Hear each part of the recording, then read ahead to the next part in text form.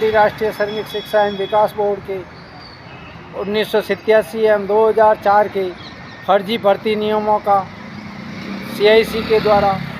खुलासा करने पर, उनका पर्दाफाश करने पर बोर्ड के प्रशासनिक अधिकारियों द्वारा मुझे सेवा से बाहर करके मुझे भूखे मरने के लिए मजबूर किया है और मेरी हत्या की साजिश रची जा रही है, जिससे कि उनके फर्जी कारनामों का किसी को पता न चल सके। जल्द से जल्द उचित अधिकारी इस पर संज्ञान लें, उचित कार्रवाई करें और यदि मेरी हत्या होती है, कहीं भी मेरी मृत्यु होती है, तो उसके जिम्मेदार बोर्ड प्रशासन होगा। साथियों, आज मजदूर दिवस की शुभ अवसर पर आप सभी को हार्दिक बधाई और अभिनंदन। मैं आपको ये बताना चाहता हूँ कि बोर्ड में जिस प्रकार से क्रियाक्रम हो रहे हैं, वो बोर्ड की उन्नति के लिए उचित नहीं है। बोर्ड को गर्त में ले जाने का प्रयास किया जा रहा है। बोर्ड में दोयम दर्जे की कार्रवाई की जा रही है। बोर्ड में अधिकारियों द्वारा गलत और गुमराह करने वाली जानकारी न्यायालय को दे करके न्यायालय से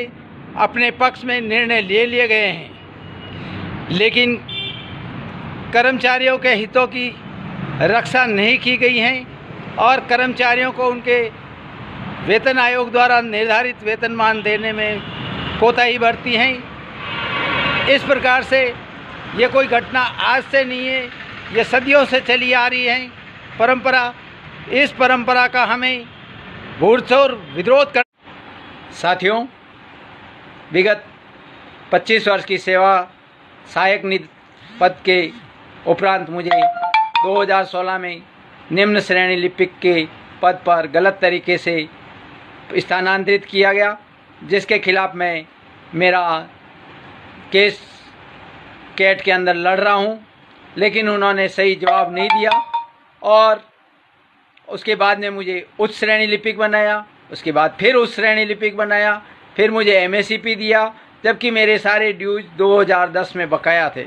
लेकिन उन्होंने नहीं दिए। उसके बावजूद फिर